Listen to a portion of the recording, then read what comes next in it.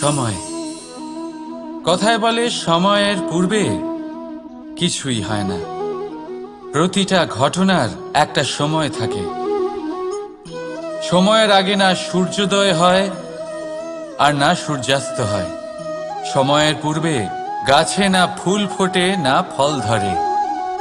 কিন্তু একটা কথা ভেবে দেখুন, যদি বর্ষা আসার আগে কৃষক ভূমিকে না প্রস্তুত করে, বীজ রোপণ না করে, তাহলে কি ফসল ফলবে?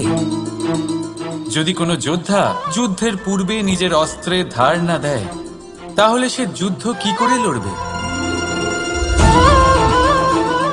এর মানে এটাই হলো যে সময় আপনার যখন আসার তখন অবশ্যই আসবে, কিন্তু ততক্ষণ এটাও গুরুত্বপূর্ণ যে আপনি নিজেকে তার জন্য তৈরি রাখুন। কারণ এই